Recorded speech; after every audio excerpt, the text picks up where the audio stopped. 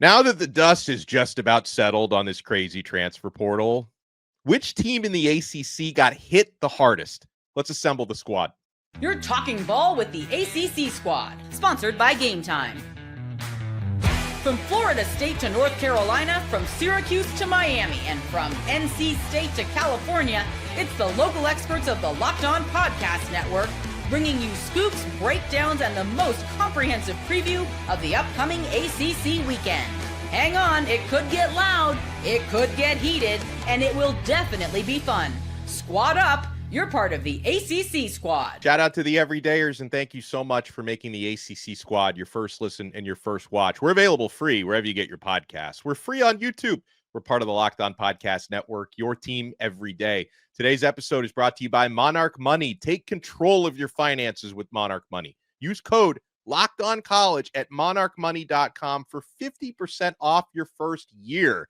We got a full house on this episode of the squad. We're going to talk about proposed changes to the ACC basketball schedule. Is this a terrible idea or maybe a good idea? We're getting a terrible idea that may theoretically help more ACC teams get into the NCAA tournament. We will talk about the soap opera in Chapel Hill.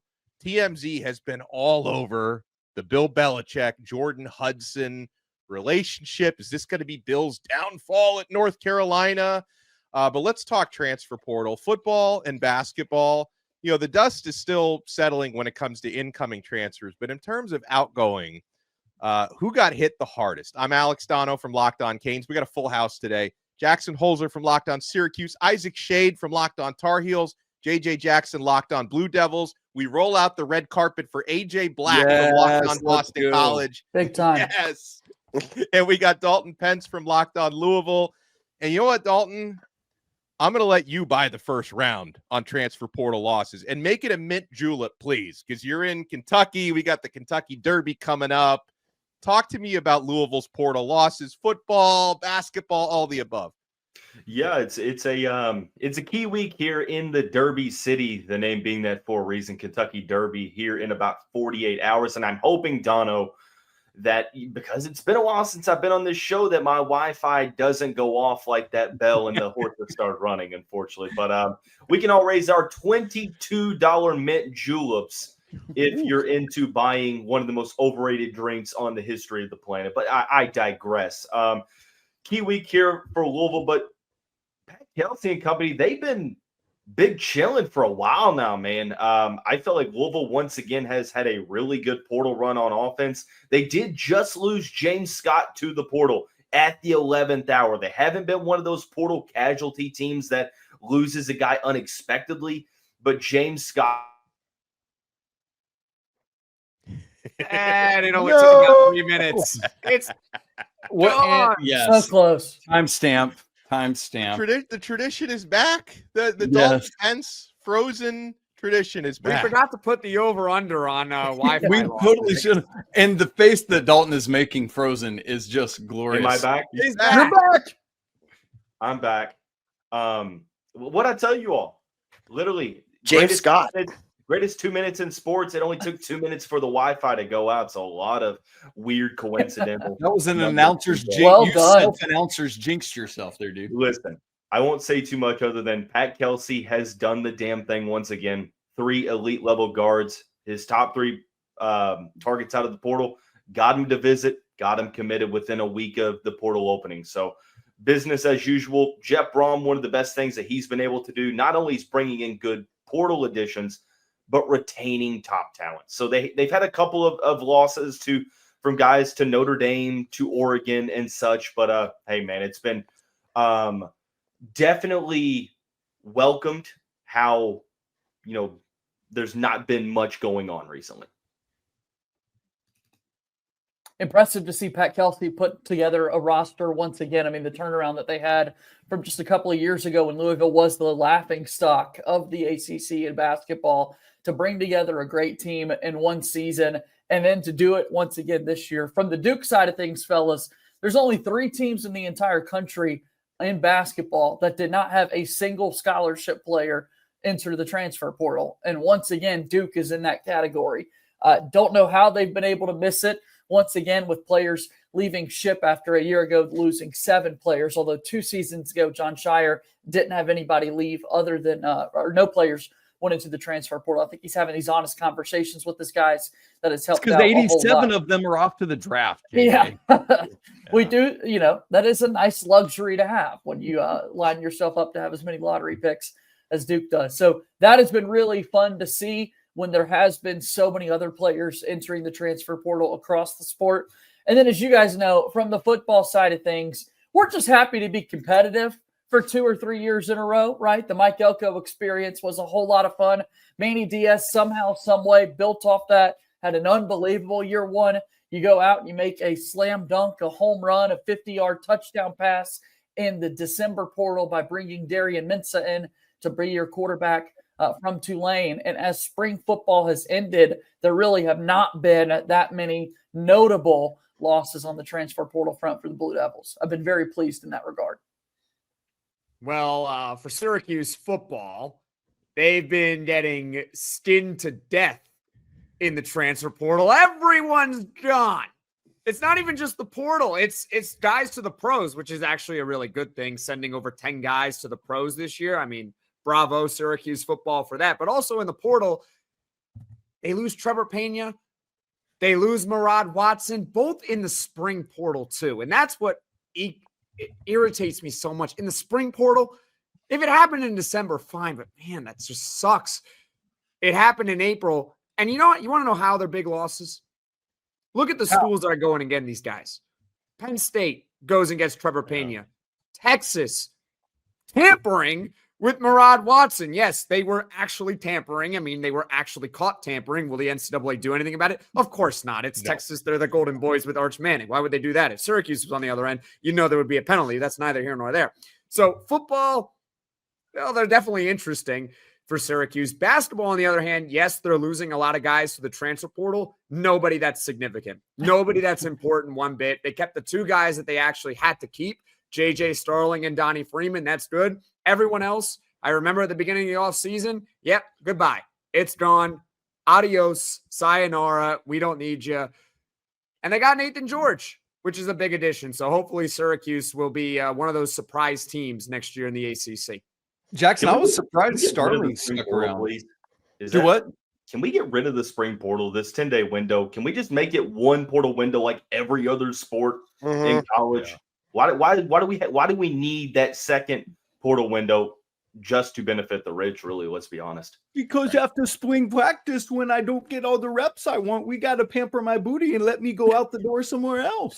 Or it just gives every other team another chance to reload their financial budget so they can go say, we kind of need that position now in the portal. So let's go and get this player from this school. And that's why they have it. But they should. I mean, I'm in favor of, and we talked about this in a recent squad, of expanding the winter portal window and doing away with the spring one. Because I get it. Like, you have opportunities, you identify some more areas in spring football, then you can go shopping. But on the other side of it, like, the teams that lose players in the spring portal, that sucks, because then you don't have another window before the season to replace those guys. So I don't think it's worth it personally. On the North Carolina side, the biggest football loss we talked about last week on the show, that's Bo Atkinson on the defensive line. So I'll switch to basketball then, where the massive loss is Ian Jackson. And not just because he's gone. He was expected to be gone, but he was expected to be gone to the NBA draft. And kind of his draft stock plummeted a little bit. And so instead of leaving for the draft or staying, he goes in the portal. So it's like a double whammy for North Carolina, and ends up at St. John's, which makes a ton of sense. He's from up there, going to play for Coach Pitino. But, man, it hurts Carolina's offense, and you lose him and R.J. Davis. And now you're looking for who's going to be the dog, who's going to be the lead guy, the leading scorer for this team. I don't know that we know yet, and I don't know that we'll know till maybe December or January. All right, I'll jump in last, I guess. So in terms of losses for football, Jackson was mentioning tampering, which is actually kind of funny because they just added George Rooks, our defensive We did that tackle. too. Don't worry. Less than 24 hours after he enters the portal, he ends up at Syracuse, where his dad played. Well, there was nothing wrong. Well, you can have him. I'm honestly not that torn up of losing George Rooks because he was okay. He was a starter. So that's probably the only transfer BC loss that I would consider any loss at all, because you lost like a bunch of backups and guys that just never were playing. I know they were kind of adjusting the roster for that house settlement thing, but I talked to the staff there and they were like, yeah, we don't think it's going to happen. And actually it was pretty smart because it's not. They ended up not losing anything. Now for basketball, if you guys listen to Locked On BC, I'm very self-deprecating about this team. BC basketball stinks and has stunk for a long time. I was a student there when they made the tournament. They were top 15 at one point. I miss Jared Dudley. I miss Craig Smith. I miss those ages. But I give credit to Earl Grant. Whether he should have come back or not is another story, but he got rid of, 4 guys entered the portal. They didn't get rid of them. They entered the portal. And these guys were just not good fits. Elijah Strong, he ends up at South Carolina. Chaz Kelly he had no business being on the court. He just struggled all the time. Deion Brown came in as a transfer. So they got rid of all these guys and they brought in Jason Asamoah, who was a top 50 recruit last year. From Lynn, Massachusetts. He's a back, he just never found time to play with Baylor. Comes back home. That's a big, good story right there. If Earl Grant can coach him up, you got an athletic wing here. That could be fun. I still am worried about where this team's going to go next year. Probably not that far, but at least he went out there and addressed it. I think for what BC can do, I feel like he did a pretty good job. Now, guys, as someone who covers Miami, I've never heard this tampering word that you speak. Like, I don't even know that in the dictionary. Like, I've never heard of that. In fact, like I've noticed that I feel like Miami's had to like back off some of the players who enter the transfer portal because everyone wants to turn them in for tampering. Because there's this new thing. I call it the Pete Nakos curse. Pete Nakos is an On3 sports analyst. And like anytime a player hits the portal, he's like, hey, Miami's a team to watch here. And every time he says that, Miami never gets that player because it's like he's preemptively turning them in for tampering. But in terms of basketball transfer portal, there's a lot of turnover at Miami. Miami was awful last year. Most of the season without Jim Larinaga, who retired in December. During the season, and so I would say the most impactful transfer portal loss for Miami was definitely my guy Jaleel Bethea, who transferred to Alabama. Was a former 5-star recruit, so losing him was unfortunate. Miami's had a lot of transfer portal gains because Jay Lucas, J.J. Jackson's pal, is basically building a new team there in Miami, bringing in guys like Malik Renault, Trey Donaldson, Ernest Uday, True Washington in through the transfer portal. So Miami's building basically a new team, right? Yes. So no, we'll see. I talked to his dad. No, I talked to his dad. It's not going to happen. What? Yeah. How dare you?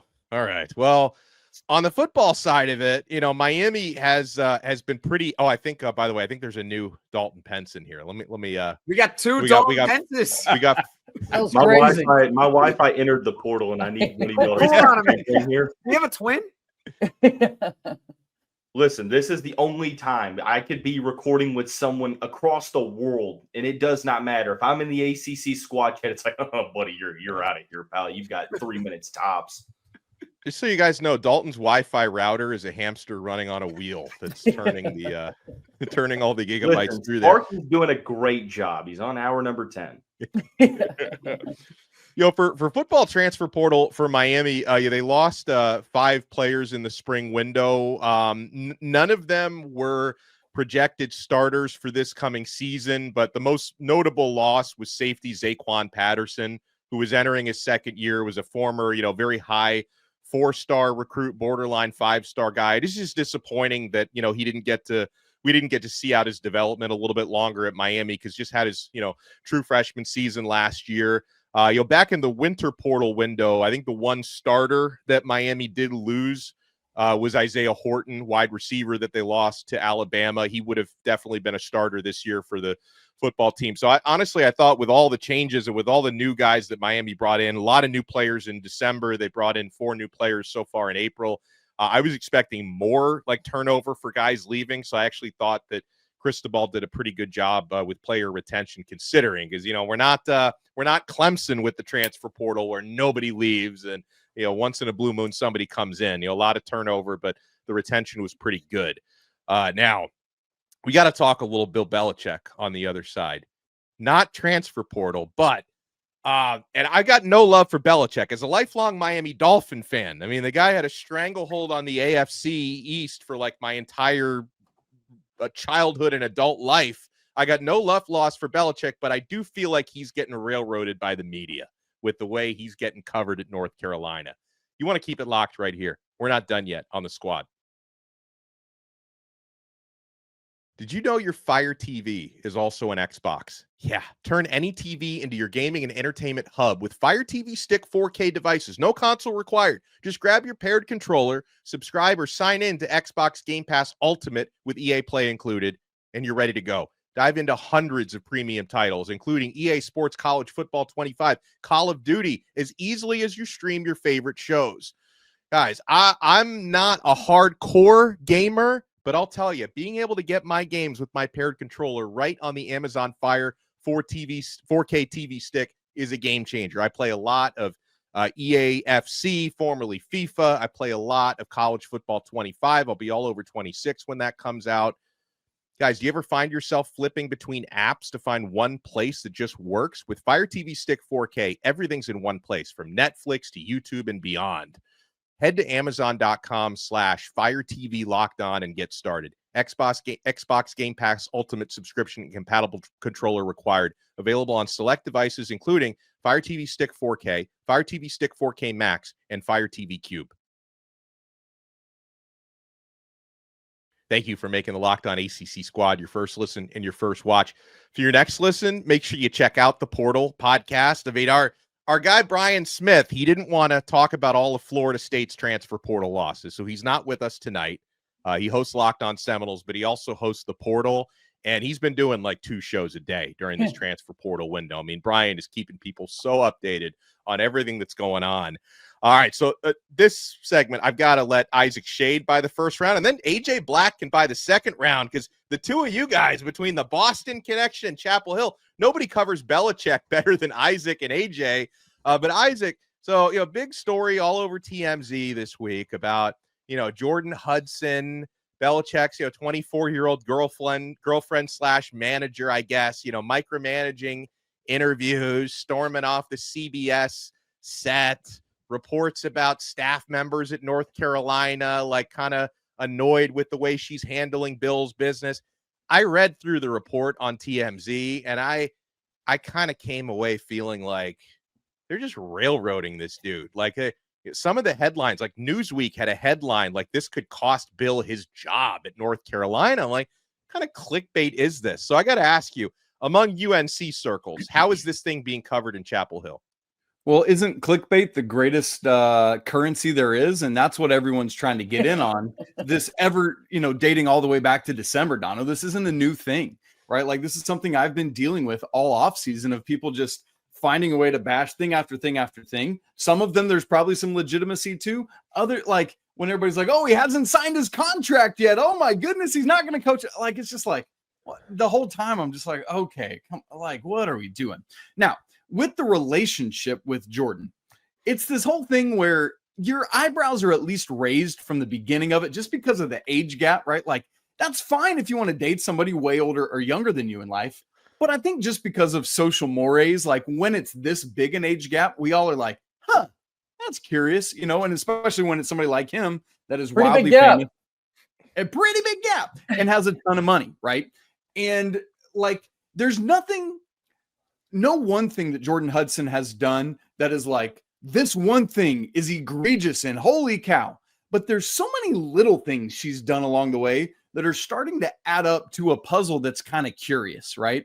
And so, like, the asking to be CC'd on everything, on all the correspondence, the naming herself the head of like Belichick media stuff, this whole thing with the CBS interview. During Carolina didn't have a spring game, but they had like a open practice for everybody in place of it. She was like out on the field and like doing things. So there's like all of this that adds up to be like, huh? I think you're inserting yourself a little more here than you should. And part of the problem for me is there doesn't seem to be clear lines of delineation between the head coach's girlfriend and the head coach's like kind of manager or social media manager, that side of stuff. And that's where I think there's this weird, messy gray area that we got to get figured out. In terms of Carolina's side of thing, I think the frustration, Donno, is what you pointed out. Most of the fan base that I hear from is saying, like, for example, Dan Wolken tweeted on Tuesday of this week, something like, oh man, when is this ever going to be about football? It seems like it's always about, when it's like, that's because the media, and I know we're part of the media, but the media is always trying to be clickbaity, like you're talking about, and finding just anything they can to poke holes in it. Well, and also, to be fair to the media, like, it's April right now. Like, we're a So far long way away. from football. We're all looking for stuff, right? And so it's like, but he literally tweeted, why can't it be about the football? And it's like, I'm trying to make it about the football. It's other people that are trying to find big national storylines that are making it not about the football. And so media, how do we make it about the football? By freaking making it about the football. It's not that hard. All right, so Bill Belichick. I was born in Massachusetts. I am a diehard Patriots fan. I'll tell you right off the bat. So when BC hired Bill O'Brien, I was pretty stoked about that because, obviously he has Patriots connections. The interesting thing that I noticed about all this is Bill, when he was with the Pats, he had his right-hand man, his lieutenant, and that was Burge Nigerian. He was with him all the time. He did all of his, logistical stuff. He put things together. He's gone. He's now at BC with Bill O'Brien. And it sounds like Jordan's basically a 24-year-old girl doing what Burge did for 30 years for O'Brien, which is crazy because she obviously can't do that. What I also found was interesting was when Jordan put up that email, that crazy email that was like, Burge was CC'd on that. If you look at the top, unless there's another Burge, I don't know how many Burges there. I've never heard another Burge. I'm guessing it's because Burge probably helped because he's a write the book. Guy. Yeah, he probably helped with the book. But I was like, right. Well, there he is. I'm like, did he end up at UNC? I'm like, no. But I feel like that little piece there really kind of connected where he helped ground Bill Belichick because otherwise I see Belichick as kind of like this mad genius that kind of like is all over the place, and he needs those people to keep him in line. And now he's got someone who can't do that running things for him. And it's clear as day that that's starting to impact him. I don't think it's that big of a deal, but we'll have to wait to see how the football season starts. You know what I mean? I don't care. I don't care. Like, he's the head coach of North Carolina. I don't care who's doing this. I don't care about his girlfriend. I really don't. I'm sorry, with all due respect. I hope he's happy personally. It's all about, do they win football games? Yeah. That's it. It should be all about that. That's all it is. But that's what it is to me. I do not care. I don't care about the CBS interview. I don't care about some random email. I don't care. If Carolina goes 10-2 next year in the regular season, guess what? Nobody's going to care. We're going to be talking about how great Carolina football is. If they go 10-2, she's getting promoted to general manager after maybe that. They're going to kick Lombardi to the curb. Lombardi would have something to say about that. Yeah. Maybe she will deserve it if they go 10-2. And if they go 2-10, guess what? I won't care about the girlfriend. I'll care about how Bill Belichick did not coach his team properly and the team stunk. That's it. Like, Isaac, I'll be that guy for you. I literally only care about the football here. That's it. What's crazy about Boston, too, is if you go to the Globe or the Herald, that story in Bill Belichick's exploits are higher than anything Boston College out there. People just eat this crap up. And you're right. Like Bill O'Brien had this nice, organized camp. And now all we hear about when you go to the Herald is Bill Belichick and his 24-year-old girlfriend. And I'll be fully transparent before I let JJ say his piece. Like, this is a story I don't really want to talk about it, but I feel like I have to because people want to consume this to an extent. Like, I think it's got a shelf life. Like, I'm not going to spend the next 2 months talking about Jordan Hudson, but it's like, I kind of feel like I'm not doing my job if I don't talk about it, even though I'd prefer to talk other things. But JJ, I'll give you the last word. You can make a career out of this. For as long as Bill Belichick is the head coach of North Carolina dating a 24-year-old, we can build a castle if we continue to talk about this. I'm right there. All right, let's continue. There's this time of year, we're so far away from football games being played. It's something to talk about. There is a shelf life here. I think it's fascinating. Just you don't see any other, situations like this in the sport, shutting down the interviewer, trying to ask how they met. The content is certainly something you don't see every single day. So I'm quite fascinated. I can see why she shut that down. How they met? Yeah. Well, they probably met at cares? sugardaddies.com. Why do we care about how they met? I think the only reason that question is pertinent is because it's like, how did This you doesn't happen every day. social setting brought together two people? This does not happen every day. Why can't we just let people be people? Are they breaking the law? No, they're not breaking the law. Cool. Live your life. I don't care how you met. Here's one thing I will push back on slightly to what Jackson said. If Carolina is 2-10, there will be questions asked about how big a distraction she was and what the factors were. Like, if she's not in the picture, is Carolina 2-10? Like, that's the only thing I would push back on with that. Well, people will care. I won't. Yeah. Well, I know Jackson doesn't care about this, but maybe he cares about what we got to talk about on the other side. Proposal, ACC basketball to shorten the conference schedule to go from 20 conference games to 18. Would that help the ACC get more teams in the NCAA tournament? You want to keep it locked right here. We're not done yet on the squad.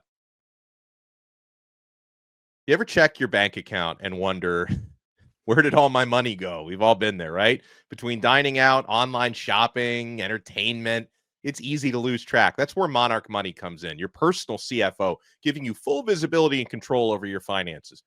Monarch Money isn't just a budgeting app. It's a complete financial command center. You can track all your accounts, investments, and spending in one place, so you stop just managing your money and you start building wealth. When I started using Monarch, I realized how much I was spending and overspending on things like streaming services and food delivery, but now I budget smarter and I save more. And instead of juggling multiple apps, you can use Monarch to check your finances, track spending, even plan your long-term goals. So take control of your finances with Monarch Money. Use code LOCKEDONCOLLEGE at monarchmoney.com for 50% off your first year. Now, that's a deal. That's monarchmoney.com, code LOCKEDONCOLLEGE for half off your first year. Thank you for making the squad your first listen. Make sure you check out all of our other shows. I host Locked On Canes, talking all things Miami. Jackson hosts Locked On Syracuse, talking about, outgoing and incoming transfer portal stuff, because I think Syracuse has made some good incoming moves as well. Isaac Shade, Locked On Tar Heels. He also hosts Locked On College Basketball, so we'll certainly lean on him for what we're about to talk about. JJ hosting Locked On Duke. AJ Black hosting Locked On Boston College. I think I'm going to let Jackson buy the first round on this one, because I think you've got a strong opinion on this. I do. This is expected to get voted in. The ACC, who they currently on their basketball schedule, everybody plays 20 conference games. They want to shorten that down to 18. And there's an idea. Isaac can probably crunch the numbers about maybe this makes it more likely to get into the NCAA tournament. But Jackson, your thoughts on this proposal and if this should pass? Win more games. That's it. Say more. See, if you win more games, you're more likely to make the NCAA tournament. The reason why the ACC didn't have a lot of teams in the tournament last year is because their teams didn't win enough games. And when they played out of conference games, newsflash, they stunk. So you can make it 20, you can make it 18, you want to go down to 16, you want to play 22, I don't care. Win your games. How about that? That's a good start. That would help. Yeah, absolutely. Wouldn't that get more teams in, though? Like, if every team, if we had 8 teams win 25 games, I think all 8 would get in. Maybe we should do that. Yeah, and then this wouldn't be that big of a talking point or discussion. But I think the fact of the matter, when you look at the numbers, it is just so overwhelming how poor, the league played this past year, and the fact that you don't see other leagues playing 20 conference games. No, you do. Okay. Literally, the SEC is the only other Power 5 conference that doesn't play 20 league games. And that's where I was going, because they had as many teams. And they got their whole conference got into the tournament. Right. It's funny, though, because when the ACC played against the SEC this year, what happened? 14-2. 2-4. Yeah. Yeah, They two went. and four. Oh. See, instead of worrying about the conference schedule, maybe you should worry about beating the other conference, because if you beat the other conference, that's going to help you. That's going to help your perception. What hurt the ACC perception beyond just the performance in the NCAA tournament, which wasn't good aside from Duke, but even before that, which is what really matters here, you didn't play well out of conference. You get your butts handed to you when you were playing the SEC. Now you want to go? You want to play less against your conference? I mean, go. You could do it, fine. It's just you win more games. And the thing to me is, if you cut down 2 games and everybody gets 2 games back, it's not like the conference can mandate who those 2 other non-conference opponents are going to be. Bingo. The issue for me is that we've seen kind of how the Big 12 and the SEC have manipulated their non-con schedules to play. Because the net is not just about who you play, but how badly you beat them.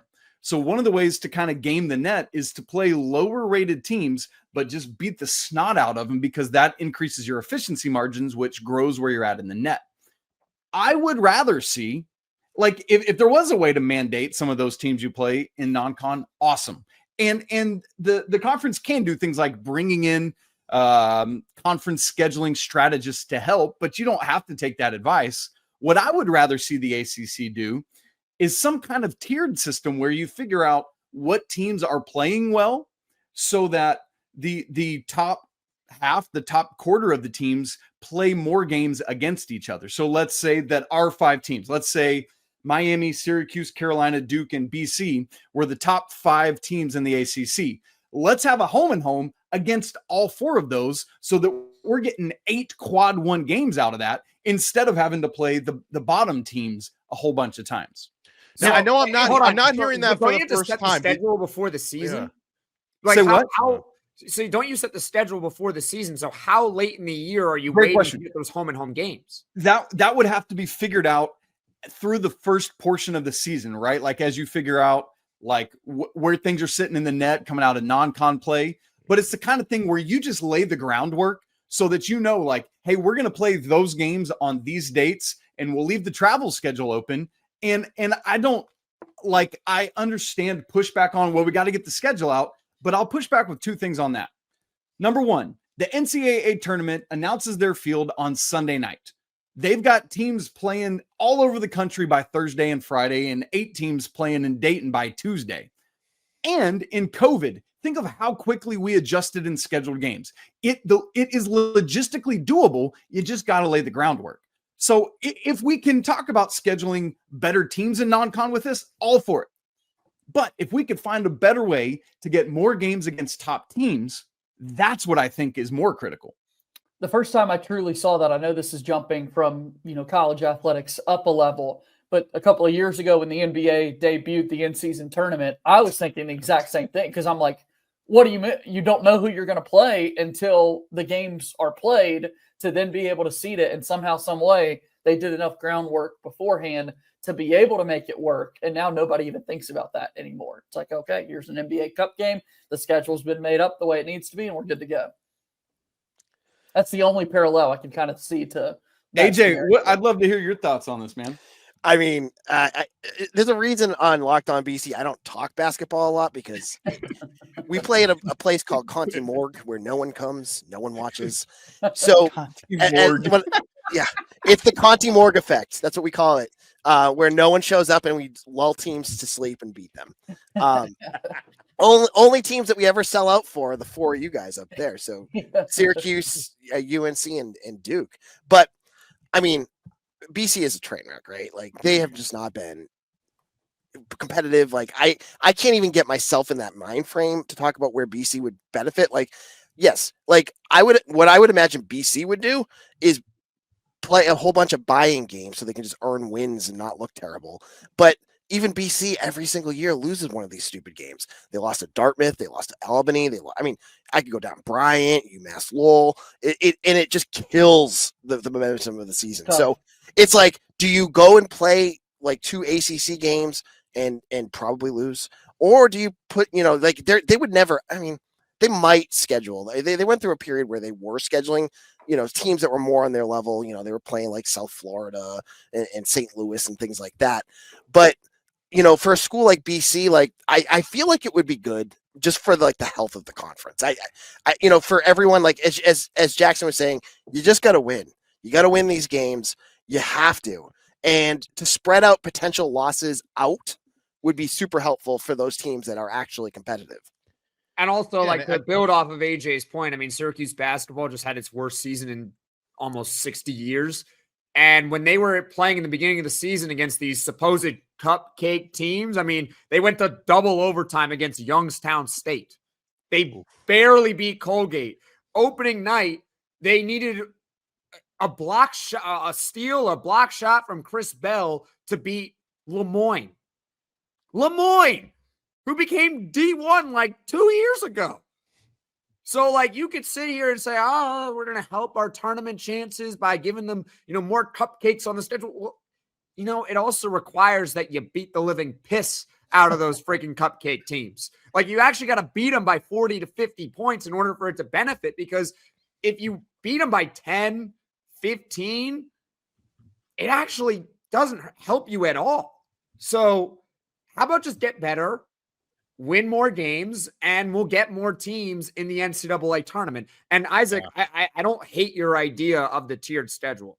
I don't hate that at all. And I do think logistically that is possible. No, I think the tiered schedule, and I've heard that suggested before. I think that's the best idea, because I wholeheartedly agree with what Isaac said about the shortening the conference schedule, because this is already being talked about. Teams are not going to go out and schedule really good competitive non-con games. They're going to use those extra 2 non-con games to try to find the worst cupcakes possible they can beat up on. So that's what's going to happen. But honestly, when it comes to this proposal, I think I feel the same way about this that Jackson felt about the Belichick story. I don't care if you shorten it to 18 games. I don't care. And I'll tell you why, because I also see, we all know last year was a bad year for ACC basketball, right? Outside of JJ's Blue Devils, carrying the conference into the Final Four. But I see teams responding, the coaching changes, aggressive in the transfer portal. That's what's going to make this conference better. That's the meat and potatoes. Find better coaches. Find better players. If you think it'll help you a little bit more if you drop a couple of non-con games, fine. Tweak it however you want to tweak it. But at the end of the day, it's about who's coaching your team and who's actually lacing up their sneakers and going out there playing. That's what's going to matter. And raise more NIL. Yeah. Well said. Yeah, well, I appreciate everybody for hopping in. Thank you so much to everyone watching and listening for making the ACC squad your first listen and your first watch. And huge shout out AJ Black. We loved having him making his squad debut. An awesome job, by the way. JJ Jackson from Locked On Blue Devils, Jackson Holzer, Locked On Syracuse, Isaac Shade, Locked On Tar Heels. I'm Alex Donno from Locked On Canes, and we'll talk to you guys next time on another episode of the squad right here on the Locked On Podcast Network. Your team every day.